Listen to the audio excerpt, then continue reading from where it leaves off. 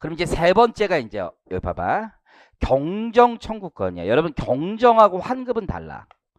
경정하고 환급권이라는 건 좀 달라.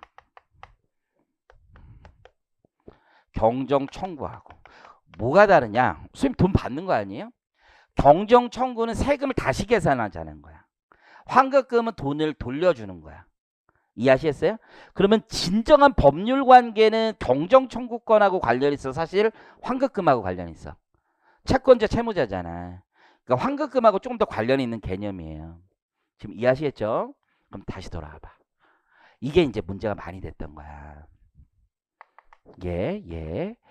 얘가 원천 징수를 잘못한 거야. 더 많이 했을 수도 있지. 그죠? 얘한테 돈을 주면서 원천 징수를 10만 해야 되는데 모르고 20을 한 거야. 이럴 수 있잖아. 그러면 돈은 다시 누가 달라고 하는 게 맞아? 얘가 달라고 하는 게 맞아. 얘가. 지금 이해하시겠죠? 얘가 다시 달라고 하는 게 맞아. 원칙적으로. 두 번째는 원천 징수라는 게 과연 경정 청구의 대상이냐 이 문제도 있는 거야. 아까 경정 청구 다시 한번 좀 볼까? 기억이 안 나나 본데. 교재 127페이지 1-127페이지 요건 생각을 할 게 좀 많아요. 경정 청구 너무너무도 중요한 규정입니다. 127페이지 1-127페이지. 자, 원천 징수 잘못한 게 경정 청구의 대상이냐? 봐봐. 아까 원천 징수 뭐라 했어요? 신고가 아니라고 그랬잖아요. 과세표준과 세액을 신고하는 게 아니라 그냥 낸 거야, 낸 거. 경정 청구는 뭐야? 세금을 다시 계산하자는 겁니다. 이해하시겠죠? 그러니까 원래 경정 청구는 원천 징수에서 존재하지 않는 개념이야. 여기까지 이해하시겠죠? 세금을 뭘 다시 계산해? 그냥 낸 건데 그러면 부당이득 반환 청구하면 되는 거야. 돈 다시 주세요. 이 얘기하면 되는 거야. 이해하시겠죠? 그런데 여기서 이제 문제가 생기는 거예요. 여러분 행정소송법 많이 배웠지? 부당이득 반환이면 민사소송이야.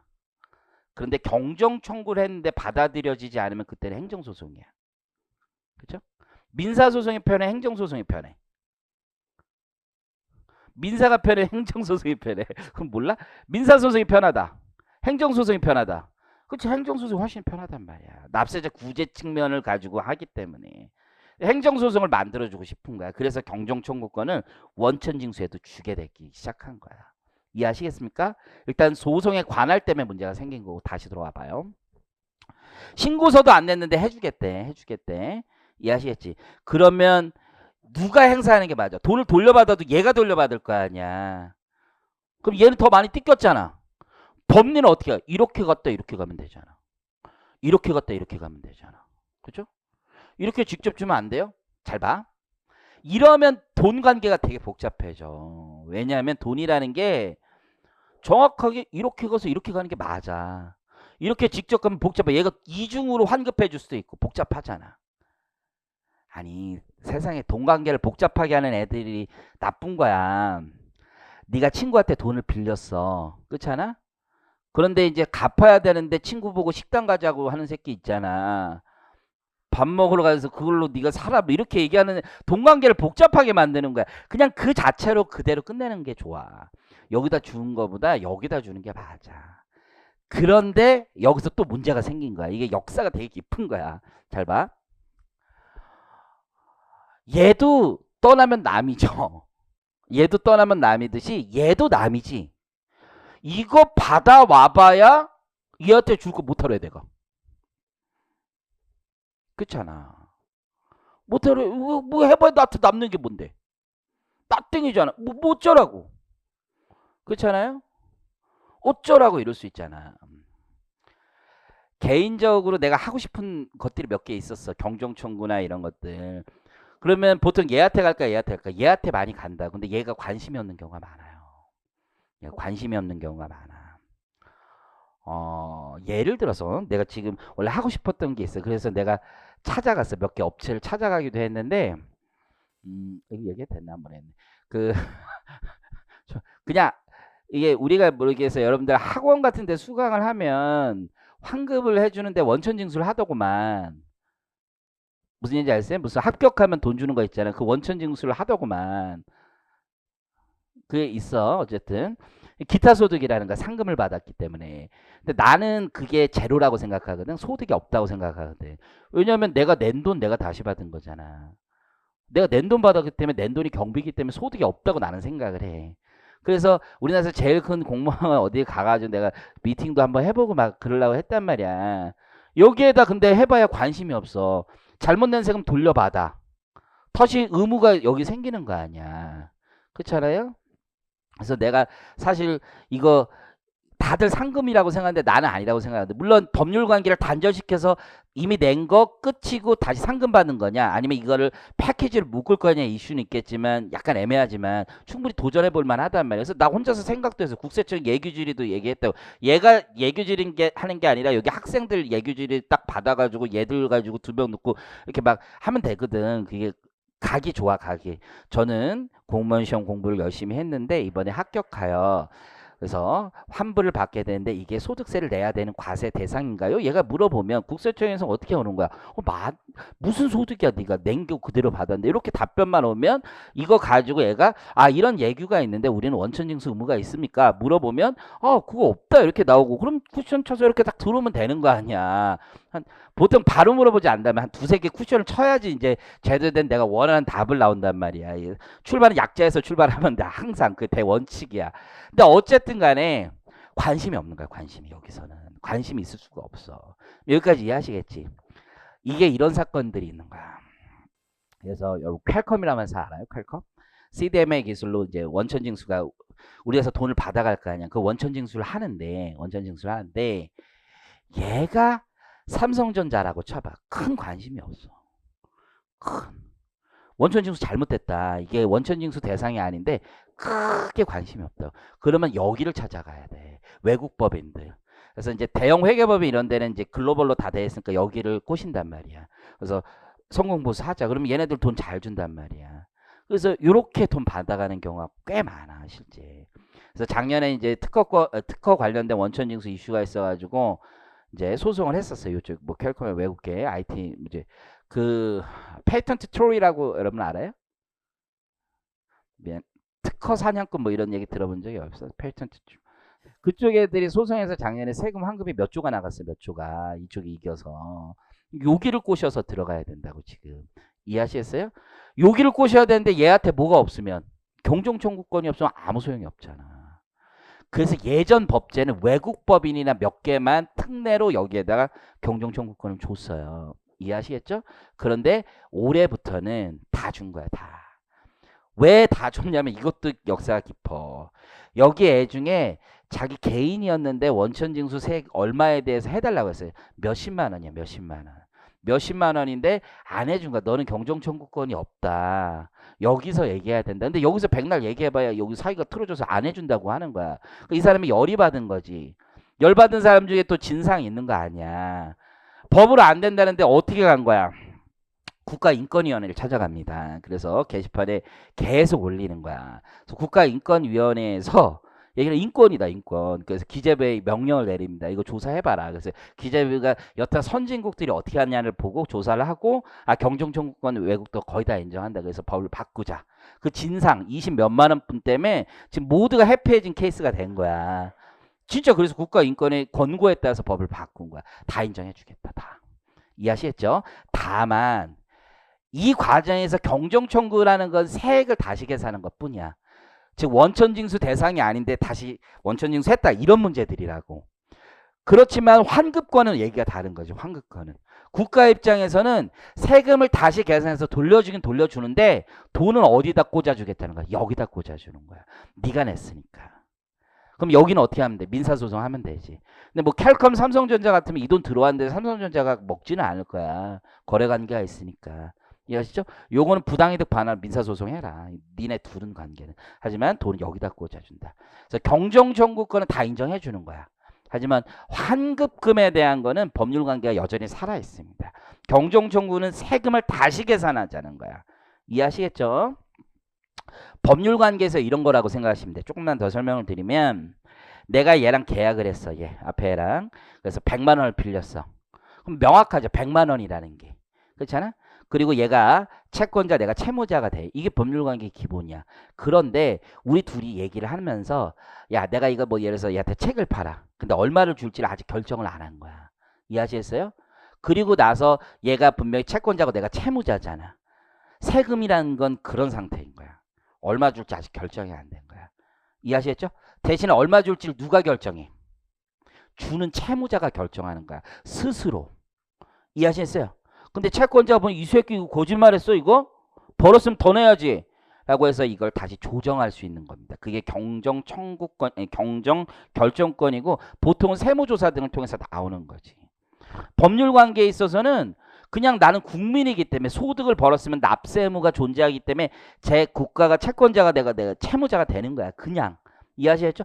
대신에 세금은 누가 일반적으로 확정해? 내가 채무자가 확정하는 거야. 계약서 법률관에서 계약서를 통해서 정확한 금액이 나오지만 세금은 그게 아니야. 나의 신고서를 통해서 확정이 되는 거야. 근데 채무자만 믿고 그대로 국가는 오케이 주는 거 다 받은 거야. 그러다가 국가가 요 놈의 이상한 놈들이 있으면 다시 뭐 하는 거야? 계산해 보는 거야. 그리고 잘못되면은 어떻게 해? 다시 걷어가겠지. 여러분 세무조사 나오잖아요. 무조건 뜯어가는 게 아니야. 황금 나오는 경우도 많아. 생각보다 있어. 물론 많지는 않지. 뭐 100건 있으면 한 건 정도 있지만 환급이 나오기도 해. 결정을 다시 하는 거니까. 환급이 들어오기도 합니다. 이해하시겠죠? X1년, X2년, X3년별로 채권 채무가 존재하는 거잖아. X1년, 2년은 부과되고 X3년 환급 나올 수도 있는 거야. 그거 다시 계약서 쓰듯이 우리가 문제 사건이 생기면 계약서 다시 쓰잖아요. 그것 좀 소득도 다시 계산할 수 있는 거야.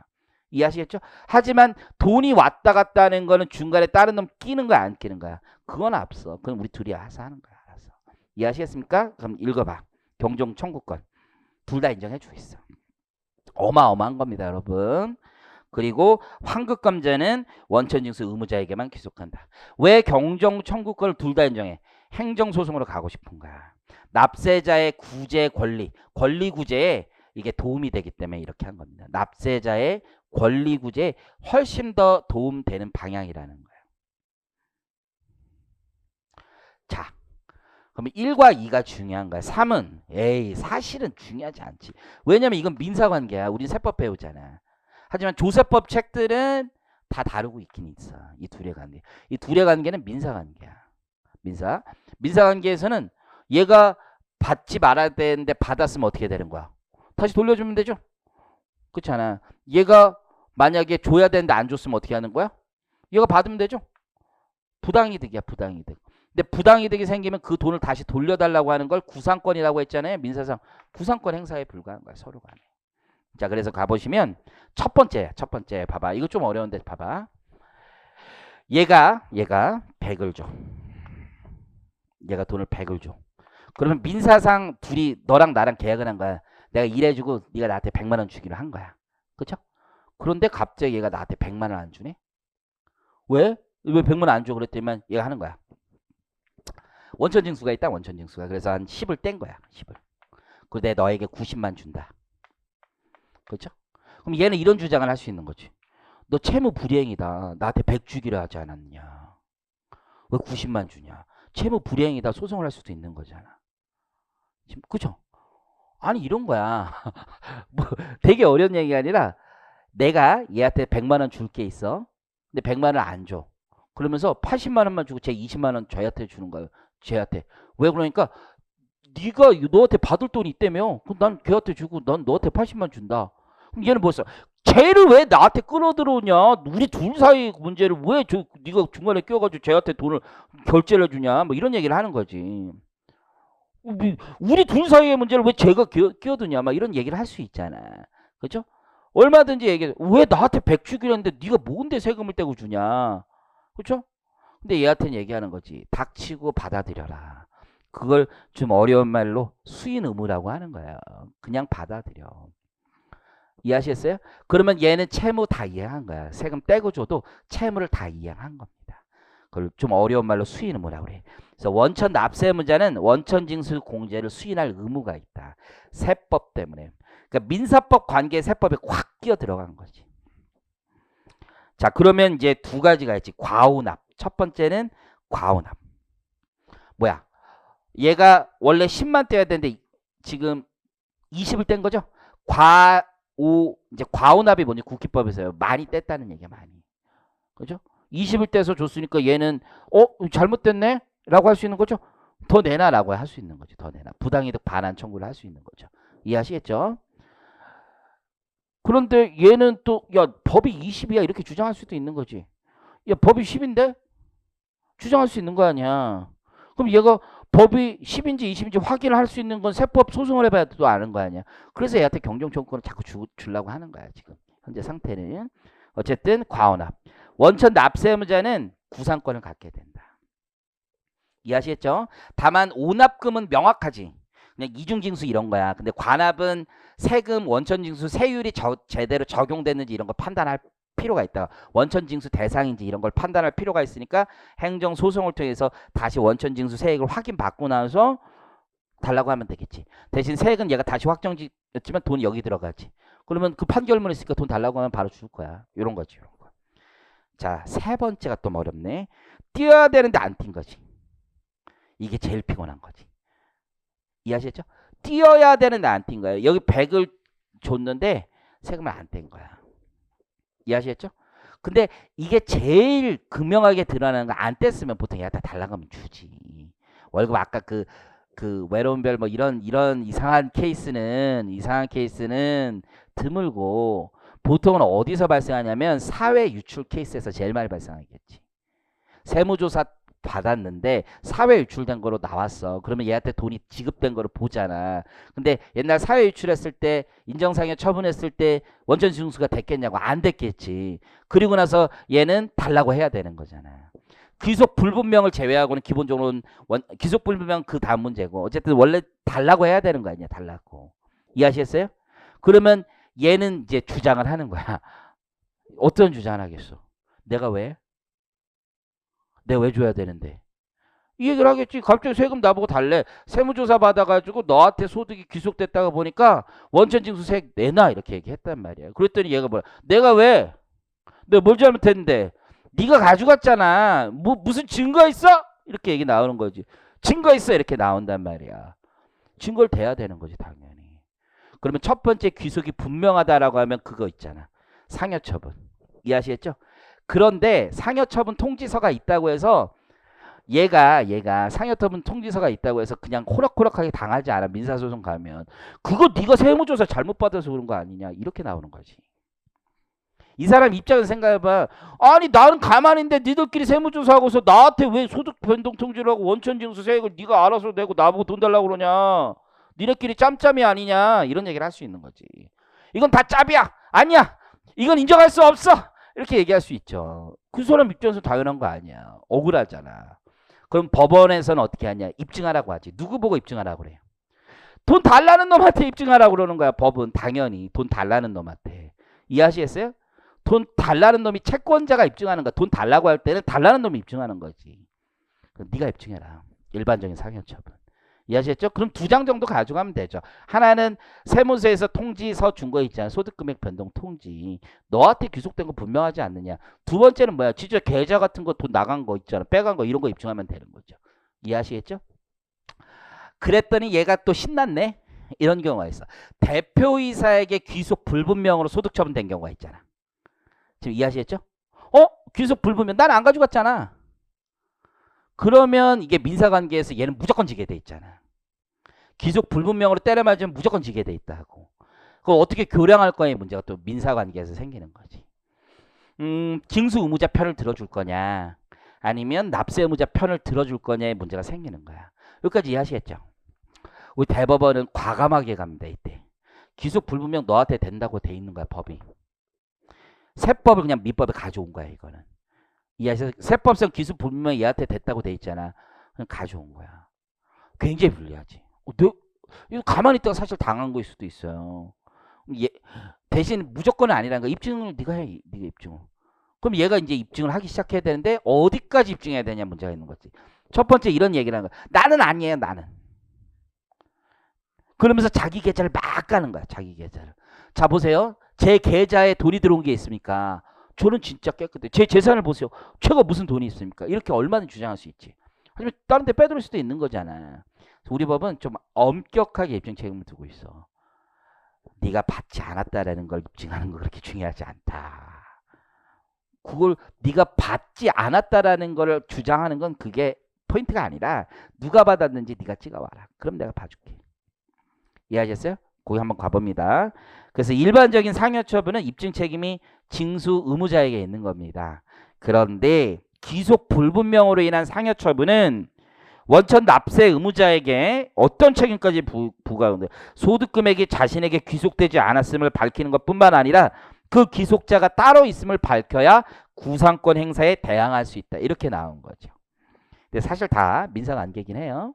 자, 마지막으로 법률관계 단절입니다. 법률관계 단절. 좀 어려운 얘기인데 거기 가로치고 예납적 원천 징수라고 돼 있죠. 자, 이건 사실 사례를 배워야지 좀 더 쉬운데 편하게 들어보세요. 자, 얘가 이제 돈을 줬어. 기납부로 이제 10을 뗐어. 이해하시겠죠? 10을 뗐어. 근데 얘는 이제 종합소득 신고를 할 거 아니야. 신고를. 그래서 얘 100이랑 자기 소득 뭐 40, 50이랑 합쳐서 150으로 신고하고 이건 이제 기납부로 뗀 거지. 이해하시겠죠? 그래서 뭐 세액이 한 30 나왔다. 그러면 20만 추가 납부한 거지. 그러면 이제는 얘가 신고를 했지. 신고를 했잖아. 이제 법률 관계는 어떻게 바뀌는 거야? 둘 사이의 문제로 다시 바뀌는 거지. 전에 원천징수가 예납적 원천징수였으니까 이제 여기서 된 거잖아. 스스로 신고. 지금 이해하시겠죠? 그럼 요 세액이 5였어. 근데 10을 뗐어. 지금 이해하시겠죠? 그러면 얘는 몇만 빼겠어? 5를 만약에 10인데 5를 뗐으면 5를 뺄 거 아니야. 반대로 5인데 10이면 10을 뗄 거 아니야. 근데 어차피 세액은 여기서 픽스가 돼 있잖아. 그러니까 기납부에 불과하잖아. 이해하셨죠? 그럼 이제는 얘가 신고했으니까 징수의무자하고 납세의무자는 서로 얘기할 게 없지. 얘는 자기 세금 낸 게 아니잖아. 먼저 걷어준 것 뿐이잖아. 그죠? 그래서 신고하고 나면은 이 둘 사이는 어떻게 된 거야? 우리 빠이빠이. 서로 얘기할 게 없죠? 여기서 알아서 정산이 되고 있잖아. 스스로. 안녕 이렇게 되는 거죠. 이해하시겠죠? 자, 그게 예납적 원천징수에서는 법률관계가 단절될 수 있다는 얘기입니다. 자, 교재를 먼저 간 다음에 이 유인물의 거기 사례가 교재랑 거의 똑같아. 이 교재가 더 자세하니까 교재를 보겠습니다. 교재 152페이지 갑니다.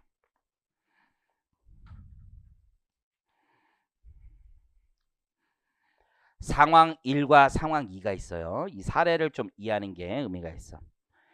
상황 1이 거기에 나와 있는 게 제목이 밑에랑 매칭이 되어 있는 건데 원천 징수를 했는데 세액을 납부하지 않은 케이스. 지금 이해하시겠죠? 원천 징수를 했는데 세금을 안 낸 거야. 지금 이러면 주세범 처벌에 따라서 처벌받을 수 있는 거죠? 미안해요. 지금 많이 지나간 일주일이나 지나간 걸 얘기하면 안 되는데 어쨌든 원천 징수를 했잖아. 슈킹한 거지. 슈킹. 지가 쑥 먹어버린 거지. 미쳐버리겠네. 상황을 가봅니다. 그래서 소득 금액이 10이었어. 그리고 자기가 스스로 신고할 때 산출세액 혹은 결정세액이 4가 나왔고 그리고 원천징수 세액으로 2를 뺐잖아. 자기는. 그리고 2를 추가로 납부했겠지. 지금 상황 이해하시겠어요? 근데 저 2가 국가로 들어갔다는 얘기 안 들어갔다는 얘기야. 안 들어갔다는 얘기지. 지금 여기까지 이해하시겠죠? 저 2는 국가로 안 들어간 거야. 얘가 10을 받았는데 10을 소득을 받아서 산출세액이 4개가 나온 거야. 근데 얘는 10을 받을 때 2개를 뗐으니까 추가로 2만 냈고 그럼 국가에는 원래는 얘가 2개 내고 얘가 2개 내서 국가 4개 들어오면 되는 거잖아. 근데 국가는 사실 돈 받아보니까 얘한테 2개만 들어오고 이건 안 들어왔잖아. 그런 상황에서 얘한테 돈 달라고 할 수 있느냐 이거. 얘한테 2개. 얘 입장에서는 진짜 멘붕이죠. 나는 수인하라고 그랬잖아. 옛날에 닥치고서 수인하라고 그랬잖아. 그래서 난 8개를 받았는데 얘가 국가에 내는지까지 내가 그것까지 어떻게 확인을 해. 그건 너무한 거 아니야. 나보고 뭐 그럼 걔 계좌까지 가서 돈 내는 거 같이 은행 같이 쫓아가가지고서는 내는지 확인하라는 얘기야. 이건 너무하지. 나한테 의무만 주고 의무만 수인하라고 얘기해서 나는 닥치고 다 인정했는데 지금에 와서 다 떼인 아닌 걸 가지고 왜 나보고 추가 2개 더 내라 이건 말이 안 되는 거지. 아까 근로소득자 연말정산에 추가할 수 있는 거 안 뗐을 때가 문제가 되는 거야. 뗐으면 끝이지. 뗐으면 뗐는데 왜 그러냐 이렇게 얘기한다고요. 이해하시겠죠? 그래서 요 2개 안 들어온 거는 누구에게만 징수할 수 있는 거야. 징수 의무자에게. 뗐으니까. 물론 이제 더 깊이 들어가면 어렵습니다. 실제 조사할 때는 국가는 무조건 안 뗐다고 주장합니다. 난 떼어 100인데 80밖에 못 받았는데요? 아니 너 80만 받은 거 아니었어? 처음부터 계속 그렇게 얘기하거든요. 무슨 얘기인지 알겠지? 세금이 없고 에이 무슨 얘기야. 원래부터 80만이었잖아. 뭐 이렇게 계속 주장을 하는 거예요. 지금 무슨 얘기인지 아시겠죠? 아주 피곤해. 아 우린 떼었다니까요? 아니 그게 아니라 너 80만 받은 거잖아 지금. 우리 떼었다니까요? 100인데 20을 떼었다니까? 아니 그게 아니라 80만 받은 거잖아. 자꾸 계속 그 얘기하는 거. 그러니까 피곤한 거지. 자꾸 나한테 왜 자꾸 또 하냐. 국가는 그거 포기하고서라도 이거라도 또 잡겠다는 얘기지. 이해하시겠죠? 그리고 또 저놈한테 또 20도 달라고 하고 무슨 조폭 아닙니다. 어쨌든 그런 거지. 두 번째 이제 가봅니다. 제목을 봐봐. 누락됐지 누락. 소득 10을 받았어. 그래서 산출세 내가 신고를 4를 했는데 기납부세액이 없지. 누락됐으니까 나는 10 온전히 다 받은 거 아니야. 원천징수 안 하고 기납부세액으로 0으로 했어. 국가 입장에서는 이제 어떻게 된 거야? 4개 다 들어왔잖아. 국가 입장에서 원래 목표가 4개인데 요놈이 내든 국가에서는 4개 들어오면 되는 거 아니야. 내가 얘를 다 냈어. 얘가 모르고 누락이 됐으니까. 지금 이해하시겠죠? 그럼 그런 상태에서 국가가 다시 얘한테 가서 2개 달라고 할 수 있냐 이거야. 그거는 너무한 거지. 4개 다 들어왔는데. 그럼 얘는 제가 4개만 하면 아무 문제 없는 거야?